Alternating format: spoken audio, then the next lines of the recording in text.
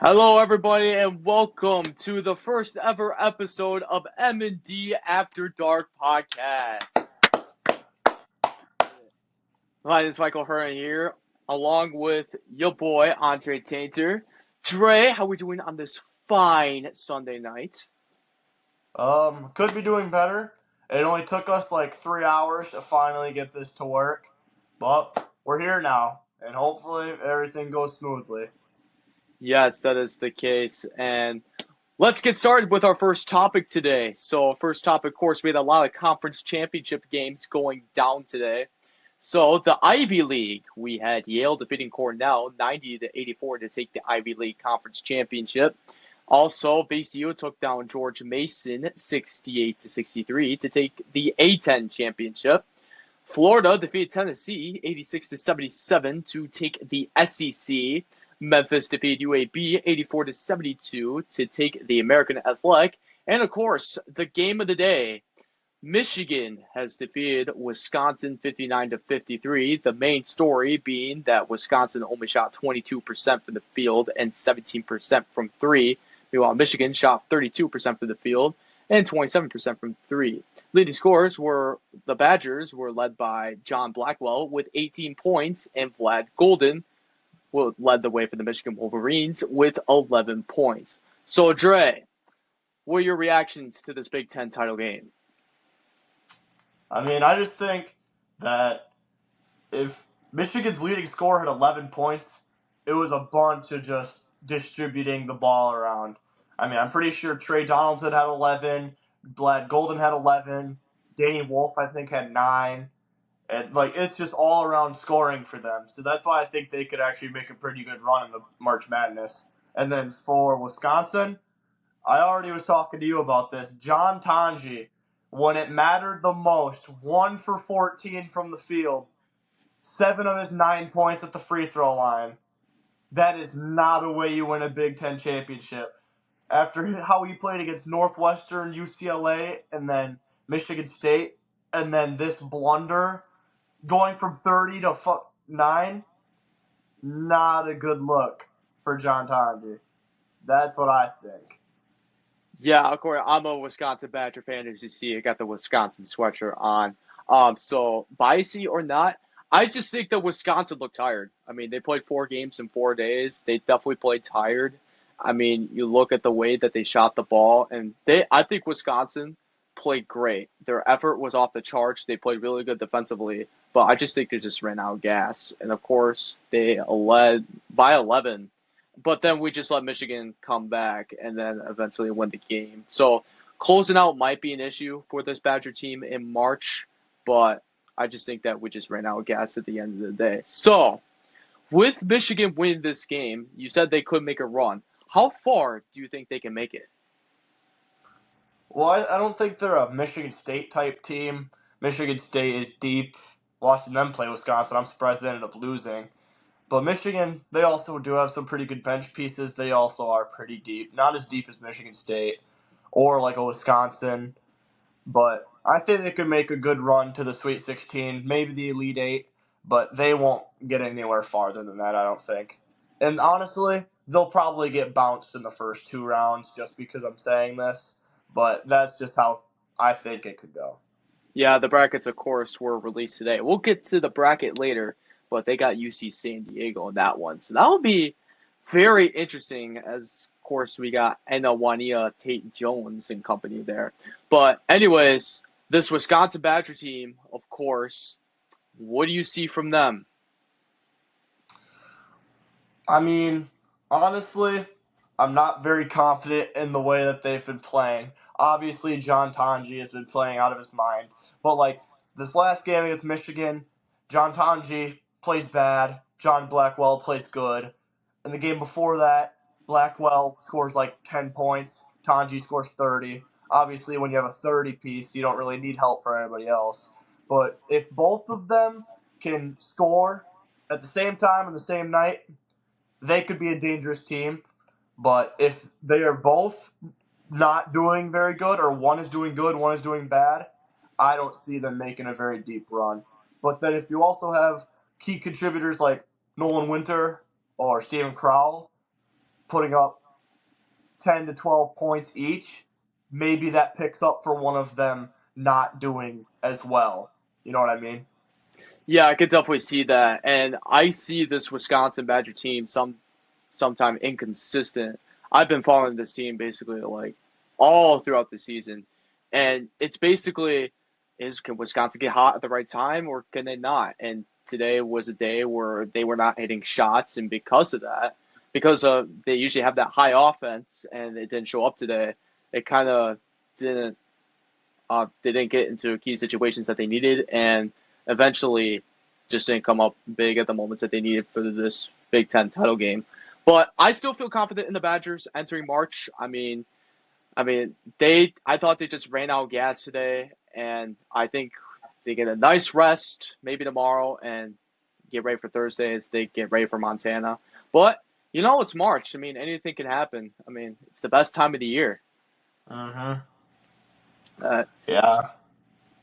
it is, and so that was Michigan, of course, beating Wisconsin, of course, 59-53. That'll do it for the game of the day. As we move on to our next topic here, of course, the March Madness brackets have been released. And it's a big time bracket. Let's take a look at the bracket. So basically, the big news coming out of this bracket here, the one seeds are Auburn, who takes home the number 1 overall seed. And then you also have Duke, Florida, and Houston rounding out the number 1 seeds.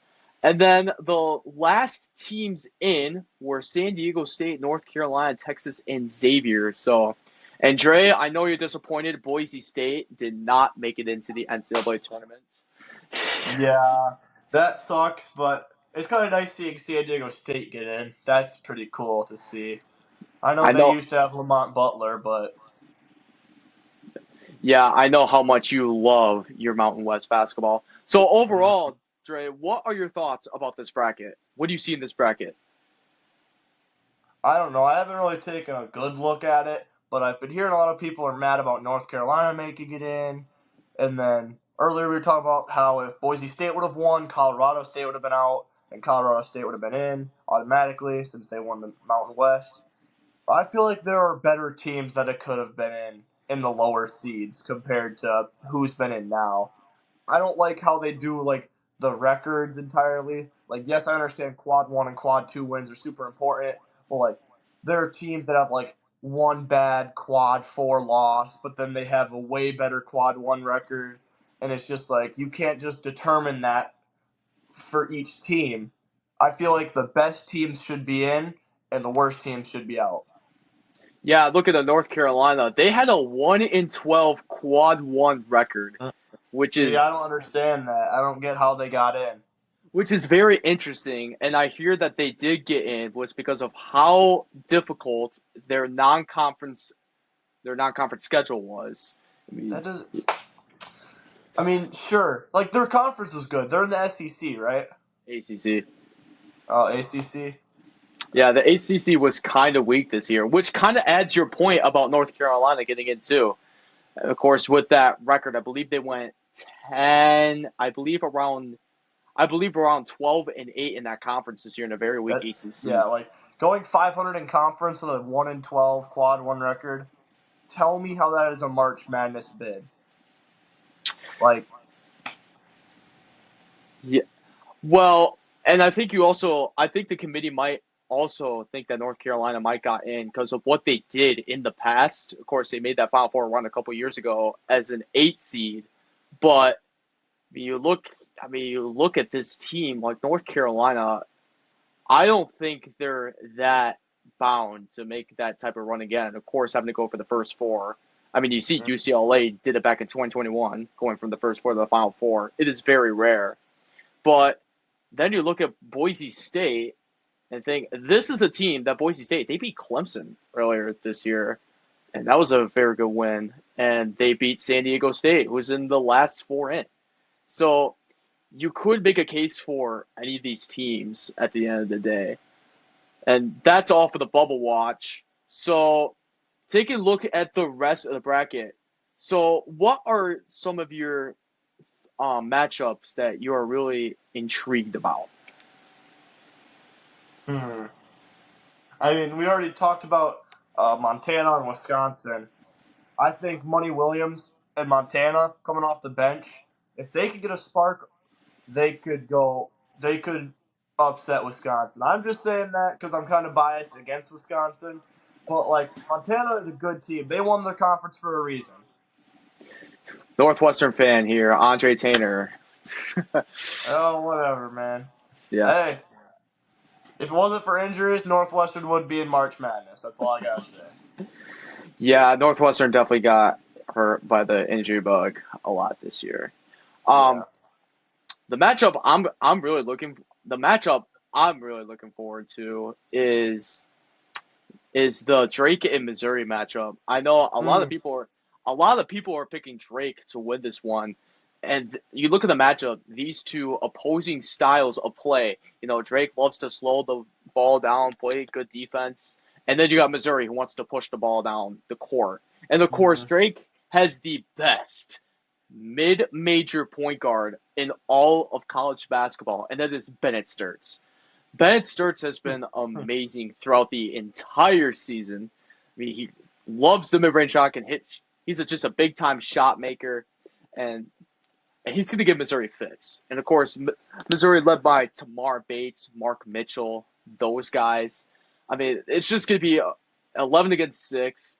It's going to be a very good matchup. I'm really looking forward to that and all that. So, also, Trey, looking at the bracket, who would you have in your Final Four? Hmm. I'll be honest. I didn't even look into it enough to Or tell you. who's your national champ? Who do you got for your national champ? Hmm. That's hard. I mean, I would go Michigan State, like you said. I mean, I think Jace Richardson is a very good ball player. Watching him against Wisconsin he's just phenomenal. He got in foul trouble. If he wouldn't have gotten into foul trouble, I think he would have taken more shots. I think they could have beat Wisconsin, but I think I'm gonna have to go Auburn because Johnny Broom is a big guy. He can beat anybody in the paint. And I don't think, as the number one overall seed, they probably won't end up winning, but I think they are probably one of the most well rounded teams in March Madness.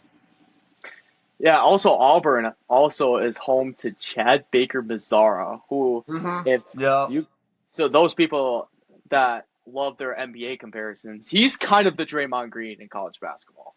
He loves to get technical fouls, I will say that. Yeah. He's It's really aggressive. I don't know, I like watching all of them. I mean, another one I like, Duke, obviously, with Cooper Flag and Conkaneppel. But Concanepo, Wisconsin native. yeah. But I just don't think they're going to be able to do it just because of how young they are.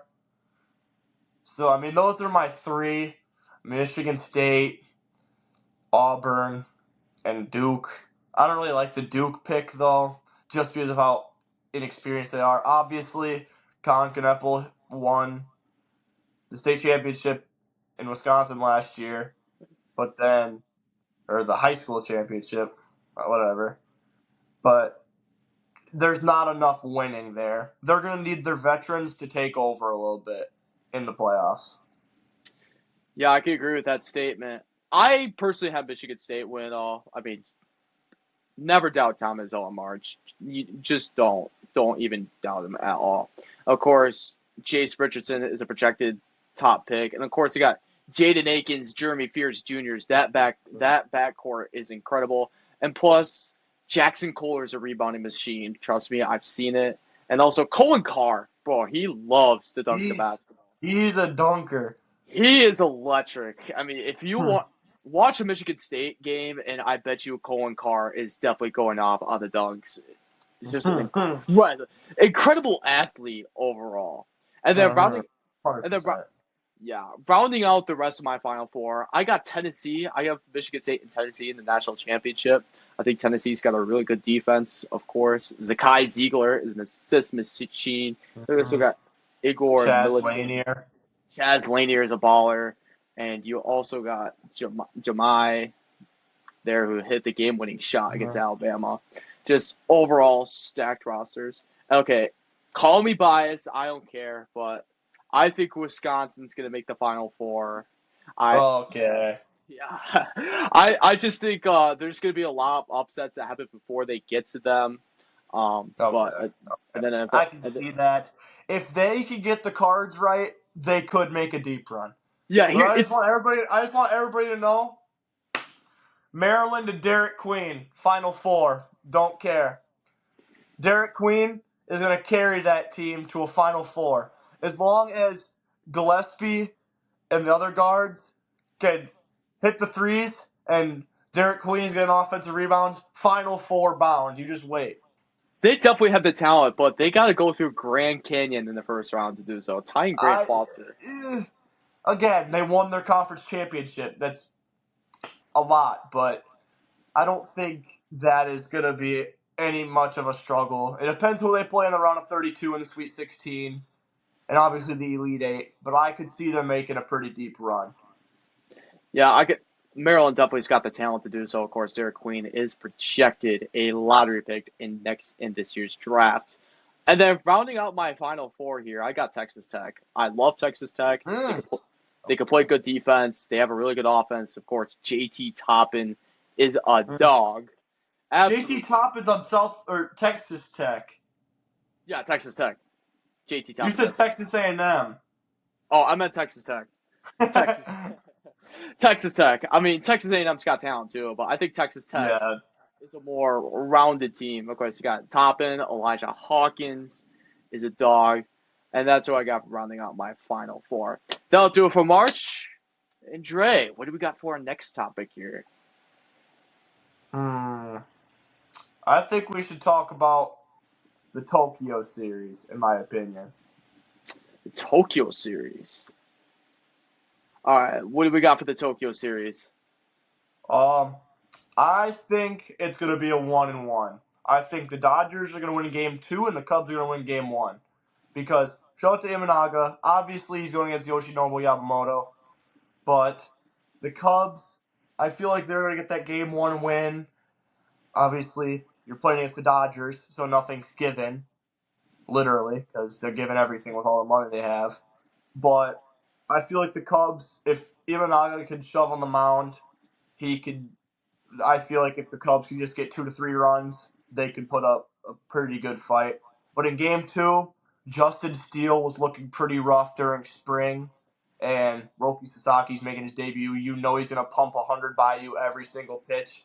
Dodgers going to win that one. And then, obviously, rest of spring training, a lot of the prospect showcase has been happening. And as a Cubs fan, I'm going to say they dominated the Angels prospects last night. I mean, it was fun to watch. Obviously, the Angels farm system's pretty weak because they just traded away everybody to the White Sox like 2 years ago, I'm pretty sure, for like Lucas Giolito, if anybody remembers that trade. But yeah, also the White Sox. I'm pretty sure their major league team is worse than their prospect team. I'm pretty sure all of their prospects could go to the majors and play better than their major league team. The only person that has any skill on that team is Luis Robert, and he strikes out 30% of the time. But that's all. Yeah, That's all I got. yeah, What do you think? I think this is gonna be a great series. I mean, of course, you got Shohei Ohtani, Yoshinobu Yamamoto, and Shota Imanaga all playing in their home country. And of course, I love myself. At least back when I was in high school, I always loved watching at 5 o'clock in the morning. So I'll try to do that again. But yeah, we got Yoshinobu Yamamoto starting on the bump for game 1 of that series Tuesday morning, and then Shota Imanaga. Just two Japanese former players, Japanese players going at it. I think it's gonna be a great time. But one thing about this Tokyo series, like I just don't understand, is that why do they have this Tokyo series like a week before the actual season starts? Like I remember last year during the Korean series, when the Padres and the Dodgers played over there. Like, I did not know that those games counted as regular season games until I saw Yeah, the record 1-0 and 0-1. is because I thought it was just spring training because it was everyone else was in spring training, but this is an actual regular season game. Actually counts. And I'm just amazed by how they're actually starting their regular seasons before everyone else is in spring training. And then after these games, they go back to spring training, down to Florida, down to Arizona, down to those spring training sites. And something about the NHL tried doing this too with the Sabres and the Red Wings because both of those played in the Czech Republic while everyone else was playing preseason. So, I mean, I guess it makes sense travel time, but Mm-hmm. I would prefer this like having this like before like days before the regular season and then just give those two teams off. But anyways, it's always cool seeing sports like playing internationally, especially baseball. Baseball's growing in Asia. Of course, you see with talents like Shota Imanaga, Yoshinobu Yamamoto, Shohei Ohtani, and Rohei Sasaki recently signed with the Dodgers.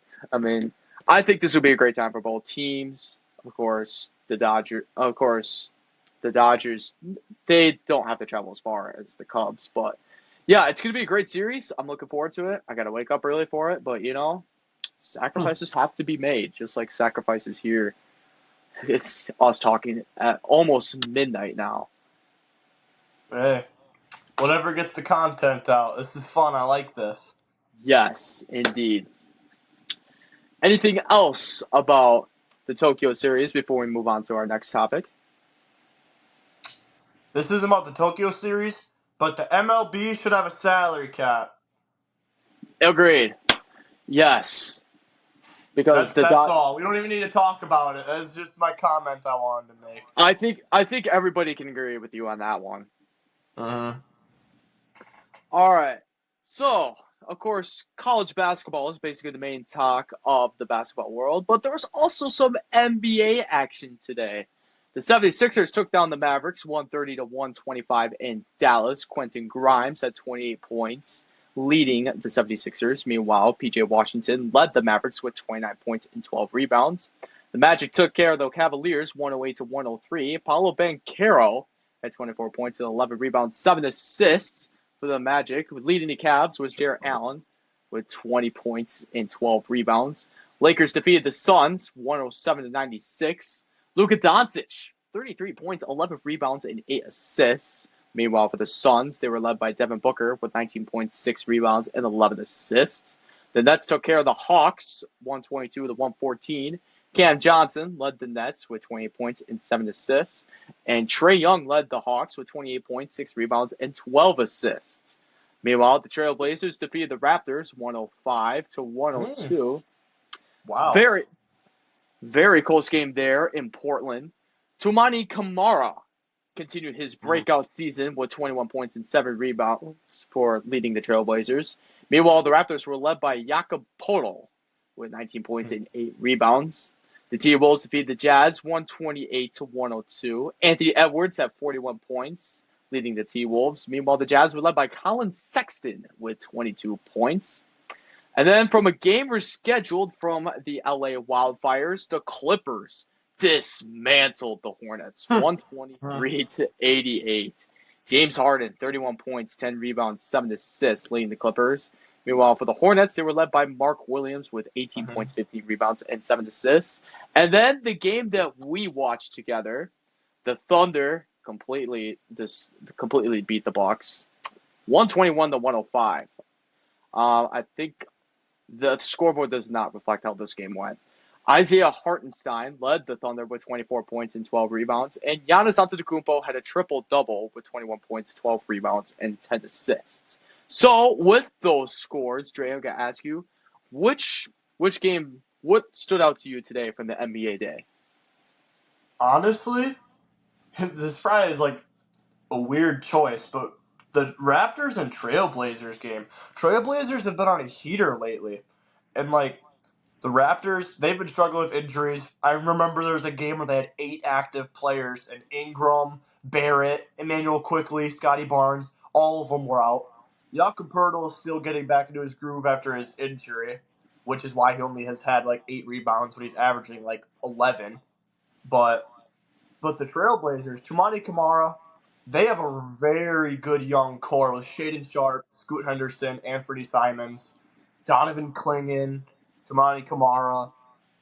And it's like they could be somebody that you could look out for in the next couple of seasons. I mean, they were on like a 6-game win streak before they lost like 4 in a row again. But that or the Nets and the Hawks. The Nets also have not had a very good season, and Cam Thomas is out for the season with a hamstring injury. But like the Hawks just aren't getting it done right now. Trae Young, I mean Onyeka Okongwu has stepped into the starting lineup with Clint Capella's injury, but other than them two, they just have nobody producing. It's like you were in the hunt for the playoffs, and you trade away DeAndre Hunter, you trade away Bojan Bogdanovic, and it's like, what are you doing? I don't understand it. It's kind of like the Bulls. Like, why aren't you blowing it up instead of trying to grab these pieces from other teams to make yourself look competitive when you're not? But for the Hawks, it's the complete opposite. You're trading away these players that are valuable to you when you should be bringing in players that will help you win instead of trying to set yourself out from everybody else. Yeah, so with the Hawks, I'm thinking, why have a rebuild when you still have Trae Young? I get you Mm-hmm. still you got the number one overall pick with Zachary Risichet, but I while you have Trae Young, I think you could still be competing, and I know they're still in a playing spot. But yet again, I mean, the Hawks have just been an enigma of teams. Like they should be so much better than what they are. So much talent on that team, including the rising stars of Dyson Daniels and Mm-hmm. sadly Jalen Johnson, who is out for the year. That kind of hurt Okay. him. That kind of hurt him a lot. I forgot about that. But yeah, but it's like they're just kind of hurting themselves. Like obviously losing one of your star players isn't helping you get into a playoff spot, but making those trades is kind of like okay, acquiring Terrence Mann from the Clippers, that is a good trade. He is a very serviceable player that could get you 8 and 5 every night if he plays enough minutes. But it's like trading away DeAndre Hunter, who's a better version of him. You don't do that, especially to the Cavs, who are going to be a finals team this year if they keep playing how they're going to. Yeah, this Cavs team is very legit, and plus the Hawks literally giving them DeAndre Hunter actually like solidifies that. And back to your point about the Trailblazers, do you think the Trailblazers next year could be like what the Rockets are this year? 100%. If Scoot Henderson and Anthony Simons both take a step, I think they could. Donovan Clingan, he hasn't been playing a lot of minutes compared to what he should be, but I also think that's because DeAndre Ayton and Robert Williams are eating up some of his minutes, who they both have been struggling with injuries this year, so I wouldn't be surprised if they either let him go after this season or trade him at the deadline next year for a team that wants a very good defensive center, because both of them are phenomenal, but DeAndre Ayton isn't really producing on the offensive level and doesn't really give it out a lot of effort compared to everybody else.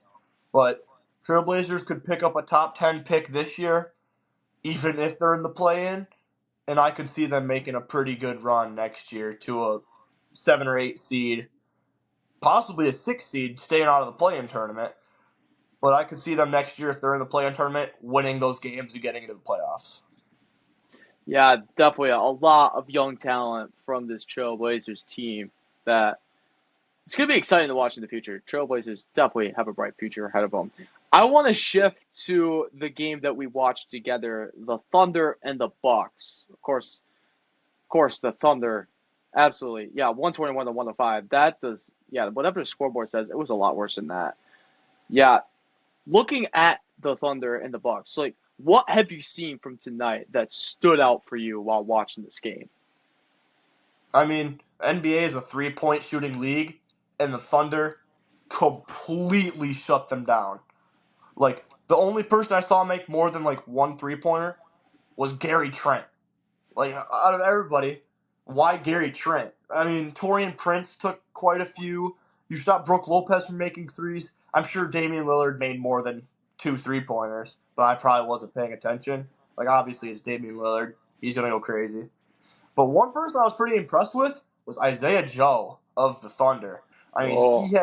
he has such a smooth stroke, get it? And then like their entire team is so well rounded. Like they're without Jalen Williams, like the better one, and it's like you just beat the Bucks by 20 points without one of your star players. It's like you have Shea. I understand everybody says he's a free throw merchant, but in this league, if you want to win, 3-pointers and get into the free throw line. It's all about flopping and shooting threes. Hmm. And it's like you have Isaiah Hartenstein who dropped a 20 and what was it, 20 and something? 24 points and 12 rebounds. Yeah, like that. I mean, you have so much depth. Isaiah Joel coming off the bench. AJ Mitchell, who's on a two-way deal, is hurt right now. I wouldn't be surprised if they made his contract a normal. And then you have the other Jalen Williams, the center.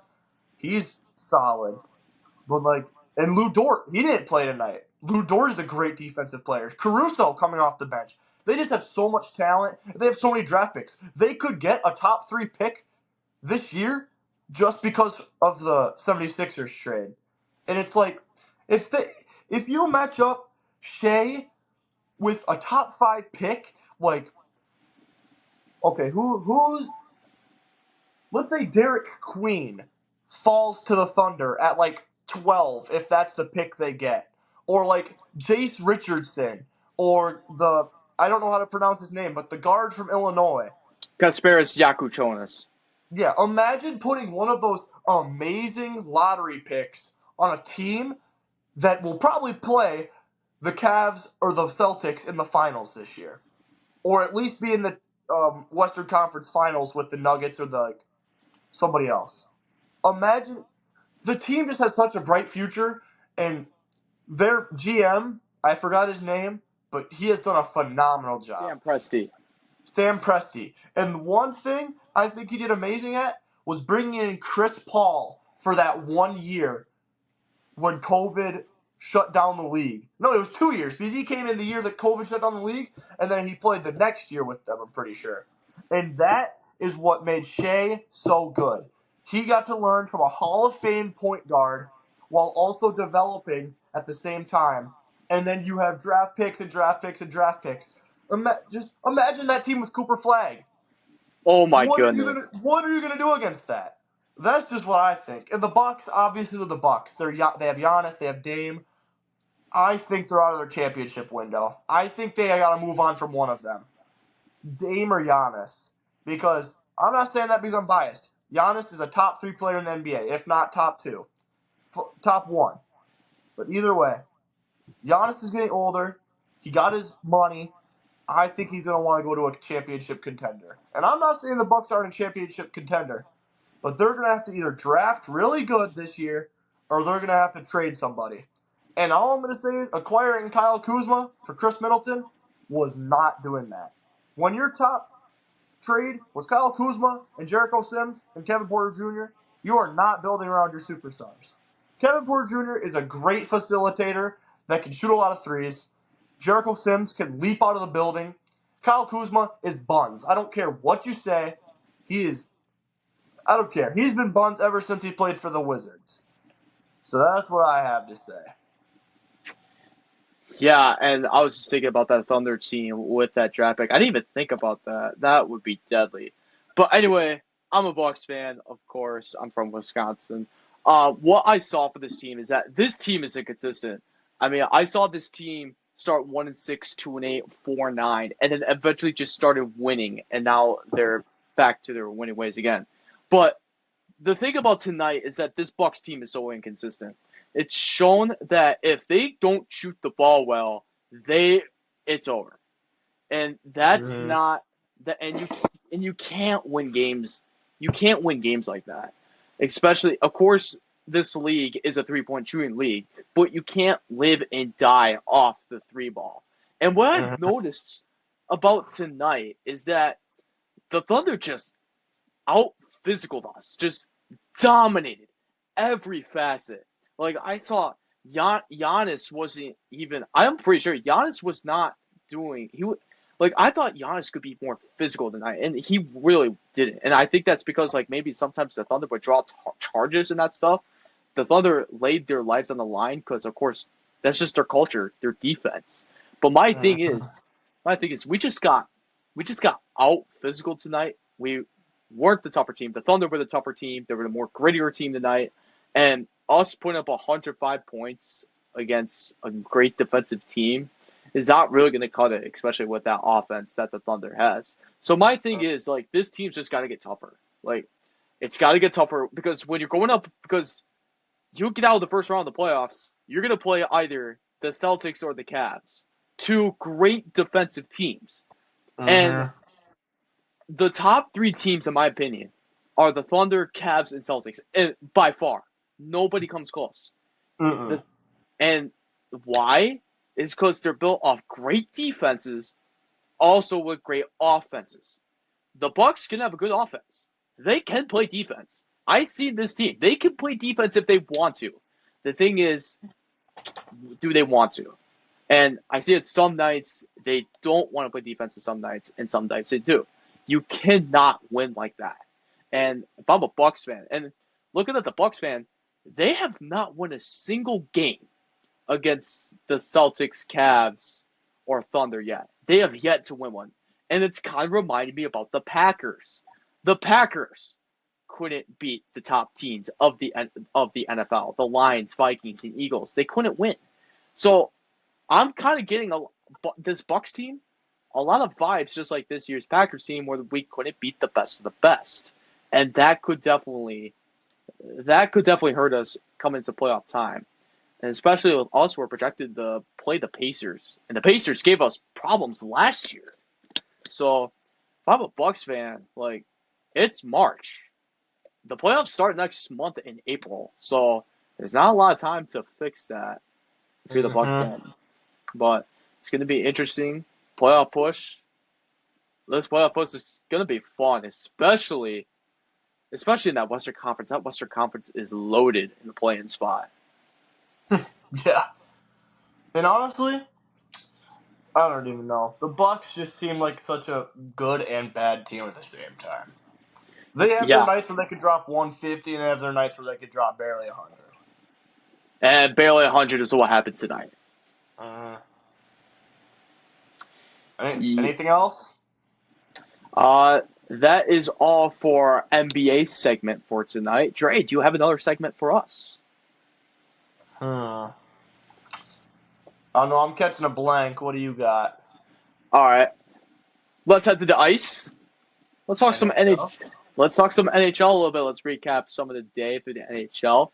The Red Wings defeated the Golden Knights earlier today, 3-0. And meanwhile, the leader for the Red Wings today was Albert Johansson, who had a goal and 2 assists. Peter Mrazek had 18 saves within the shutout performance, and Lucas Raymond had a goal. That's the guy the Blackhawks just traded. Peter Mrazek? Yes, they just traded him. Dude, how do you get a shutout for another team, but you give up like 6 goals a game for the Blackhawks? I feel like you have something to say about that. I mean, the Blackhawks have such a good future. I mean, they traded away. I mean, he was an older goalie. It's like, obviously, you're trying to get younger, develop these guys. But he had like an 85% save rate. And then he goes to the Red Wings and puts up a dominant shutout in like his second start there, probably. Against the Golden Knights. Yeah, like one of the top teams in the NHL. Oh, man. All right, go on. All right, also, we had the best game of the day for the NHL. The Avalanche defeats the Stars 4-3 in overtime. I think Jason Robertson had a goal. I saw that. Yeah, and here's the thing: the big thing about this, Mikko Rantanen's return to Colorado, and there he did assist. He did record an assist in his former home in Colorado.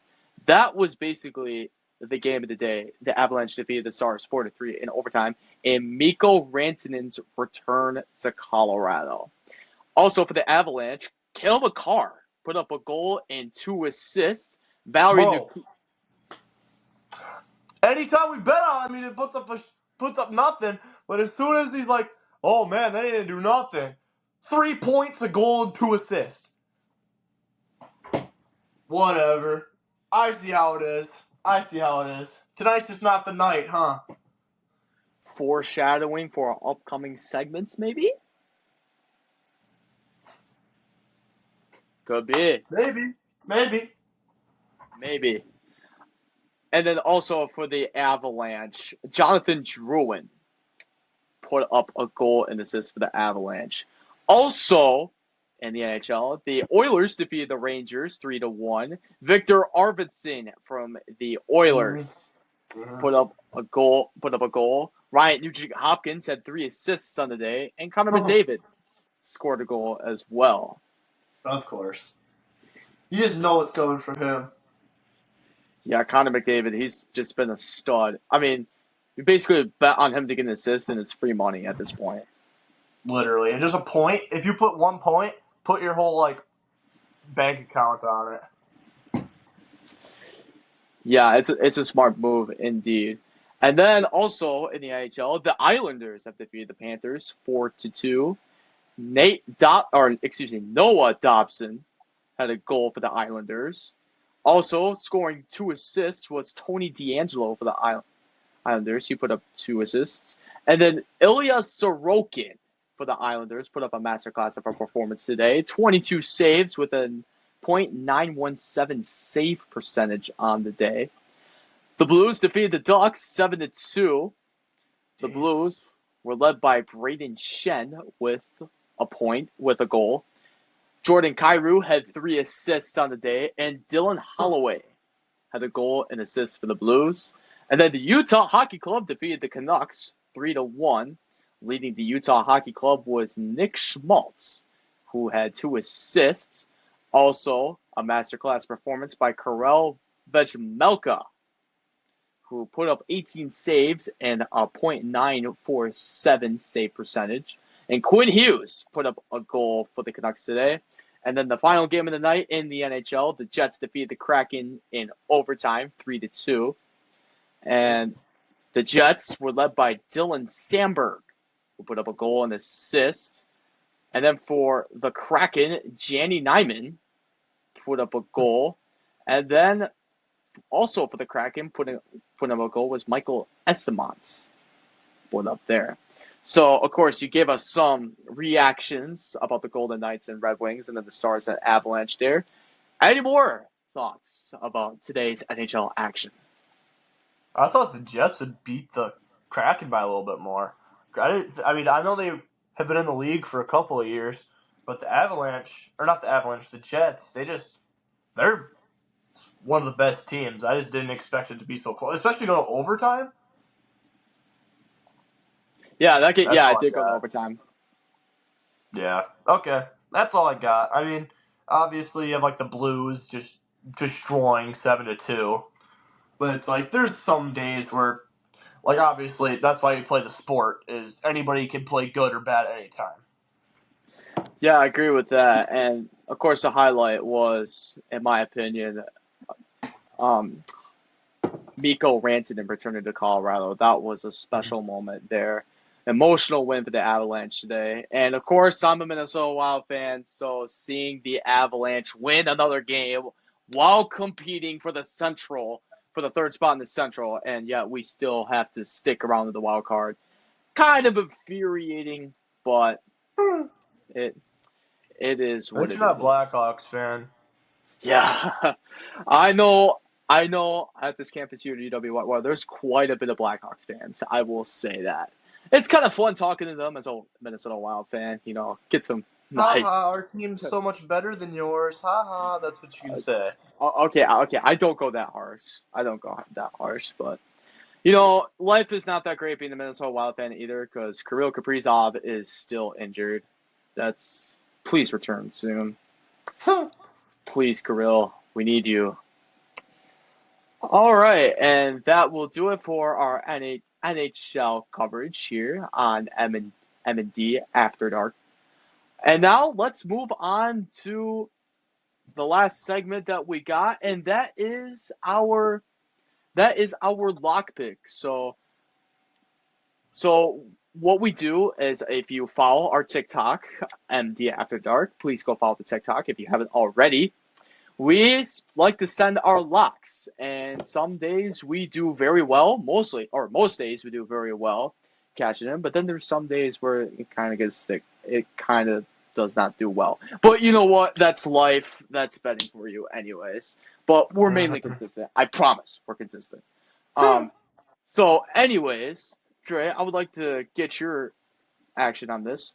Who is your lock for tomorrow's action? Pull up the games for me. Tell me the All right. matchups. I can tell you them. I can tell you the who I think will do the best just for the matchups, not even their lines. I got it. Uh, You want to go NHL or NBA first? NBA. All right, looking at tomorrow's slate of NBA games. So we got the Heat at the Knicks. That'll be at Hmm. 6:30 on ESPN, national televised game. All right. 76ers. The 76ers will be at the Rockets. Okay. And then we got the Pacers at the Timberwolves. The Pistons will Mm. be at the Pelicans. The Bulls will be at the Jazz. No big Bulls guy for you.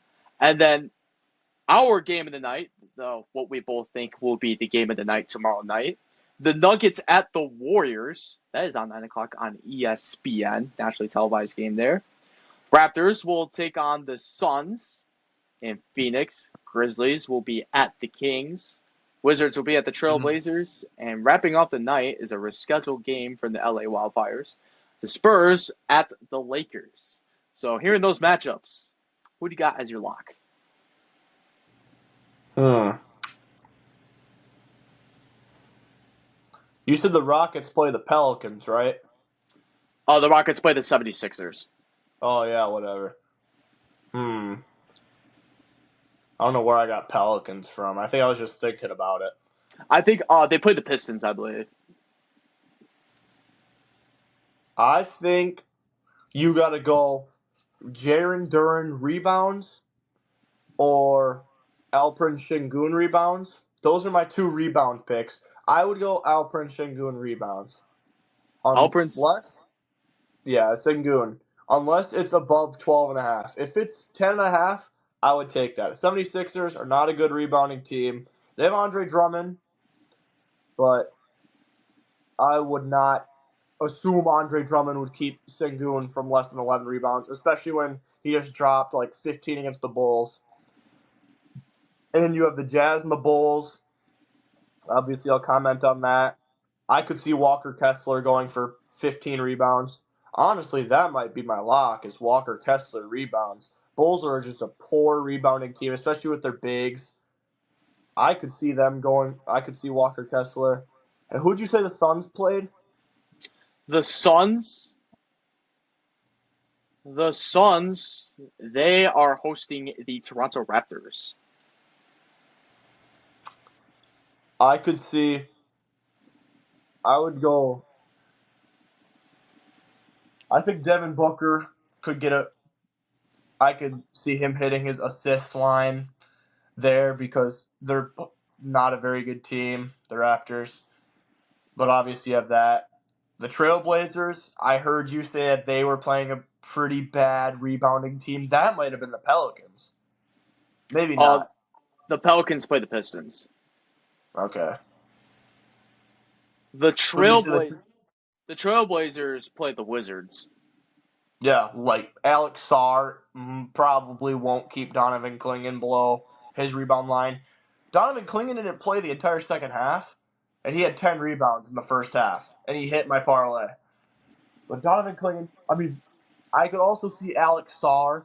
His lines have been really low. His has been like 6.5, 7, 7.5. I could see that being a good hit. Um, KD over his points. His line might be a little bit boosted after the couple of good games he's had.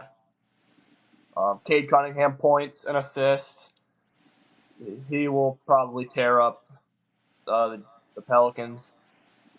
I mean, I could see that because Pelicans are very poor in the paint, and I could see a lot of alley-oop dunks from Jalen Duren. But I could also see not a lot of rebounds from him because the Pelicans I mean, they probably will miss a lot, but I could see that.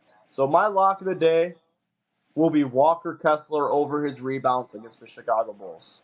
Will that That be is on my the Will that be on the TikTok tomorrow? probably. That will hopefully his line isn't boosted because he had like 14 rebounds tonight. All right, what's yours?